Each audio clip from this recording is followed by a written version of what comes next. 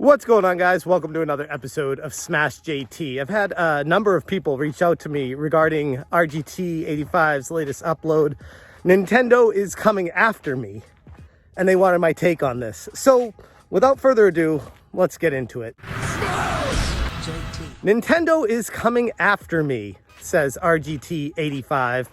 But what does he actually mean by that? Because looking past the clickbait title, Nintendo is coming after me by RGT85, it makes you wonder what Nintendo is actually doing. Why are they, what seems like, according to RGT85, randomly just handpicking people that they don't like to try to take down their videos?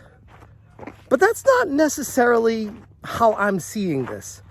For those of you who didn't see his video, let me just give you the TLDR. Basically, RGT85, Sean Long, received an email from YouTube saying that they protected him from Nintendo taking down one of his videos because they feel like it was a false claim that they were doing and it wasn't right or whatever, so they were leaving it up. But, you know, they might try to get it down in the future because they have that right. It's their IP. And this is regarding his Metroid Dread review.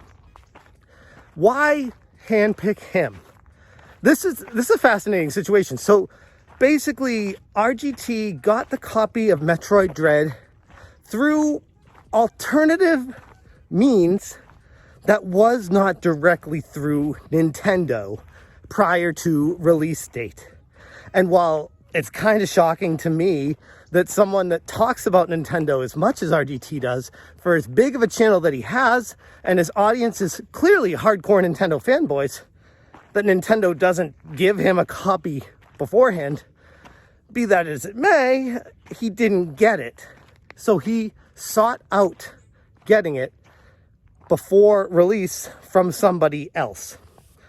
I don't know how he did that, but that's besides the point. The point is, Nintendo did not want him to have it. Nintendo didn't want him to have it. Nintendo, a better way to put it would be, wanted specific people to have review copies of the game when it launched. And he goes into talking about the embargo date. That wasn't the issue. He goes into talking about the Nintendo Switch OLED. That wasn't the issue. They're comparisons, but at the same time, it's Nintendo's right to pick and choose what product and how they want it to be distributed. So I think in a way, he doesn't actually outright say it in his video, but Sean knows he was in the wrong for getting this copy early, but he did not release the video early. And his contention is, it's an interesting one that I don't necessarily disagree with completely, but his take is that he waited past the embargo date. What was it, like 6 hours after the other people who got it through official means? He released his video and it was free and clear. There were no issues. Nintendo's taking issue with the fact that he was able to play the game prior to launch. He was able to get footage, get thoughts together, put a video together and publish it. And this is where it gets really interesting for me, because there are two ways you can look at this. One, letter of the law, he didn't break embargo, and Nintendo has no way of proving that he got it early. I mean, you could say, oh, there's no way he could do all that within 6 hours and publish a video. But the point is, he did publish it 6 hours after the embargo, and it's really challenging in a court of law to try to prove that someone got it early. But you also have RGT just being honest, saying, yeah, I did get it early. But that's besides the point. I appreciate the honesty there, but that's probably not going to help him with the situation. What I would say is the other way to look at this is Nintendo, like I said earlier, has the right to handpick who they want and who they do not want talking about a game when it launches. And you can be mad at that, kick and scream all you want, but that's Nintendo's choice. It's their product. They're releasing it, and they put all the work into it. It's their thing. So I get it. I get it from that perspective. So you can see it's like you're between a rock and a hard place trying to pick a side on this, because I feel like in a weird way, they're both wrong. You know, like that's where we find ourselves with this situation right now. I go way back with RGT since he was like below 30,000 subs. We've known each other for a long time, and I think he understands. We have no hate for each other by any means. But I mean, if I were looking at this situation objectively, I'd say, Sean, you kind of screwed up by getting the game early. You know, that's on you. And I feel like you didn't put enough emphasis on that in your video. It was more of a, you did come clean with that, but then you came in with the, but other people did it too, and other people this and other people. It's like, yeah, they did, but that's your situation is your situation. And if you follow the letter of the law of YouTube, copyrights, good luck figuring all that out.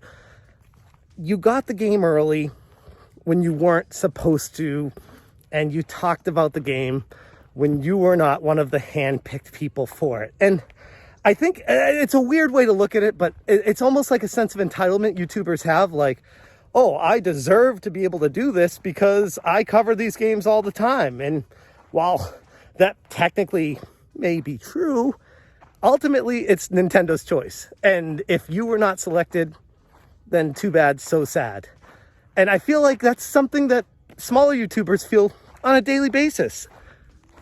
A lot of us get screwed because we never get, especially from the big three, game codes to talk about games, to help grow our channels. And it's like a catch-22 on how you're supposed to get big if you can't get first access to that stuff. So I take a step back from the situation and say, you know, like, yes, YouTube is your career, your livelihood. You make good money off of doing this, but it's a very uneven and constantly changing surface that you walk on, trying to get from point A to point B on a daily basis, and who knows what tomorrow is going to bring. But at this point right now, it's better to be safe than sorry, especially when it comes to Nintendo and their lawyers. And ultimately, I just say, hey, own up. Hey, I got the game early. They caught me, and they wanted me to take my video down. YouTube, God bless them, stood in their way and stopped that from happening. Again, probably wouldn't do that with a smaller channel. They'd just take the video down. So count your blessings. You're in a good situation. You're in a good spot. And hell, your video talking about the situation is trending on YouTube. So I'd like to think, all in all, you, like you said on Twitter, you got lemonade out of lemons. And hey, more power to you for that. But hopefully this teaches a lesson to everyone in the future that they are not entitled to games. They're not entitled to getting access to things early unless the company that's creating it grants that to you. And you can get into the nitty-gritty on how that works and why it's fair and unfair all you want.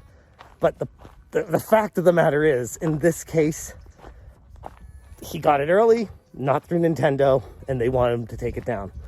So that's my thoughts on it. I know a lot of people were asking me about this, and I think a valuable lesson was learned for a lot of YouTubers here, not just Sean Long. And I'm sure there are people that are going to disagree with my stance on it, but hey, it's Nintendo being Nintendo. And like I said, thankfully for Sean, YouTube stepped in and stopped it. But that's probably not going to be the case for a lot of other smaller channels out there, or for Sean in the future if this happens again. I'm going to leave it right there. Thank you guys so much for watching. And as always, you stay smashing. Smash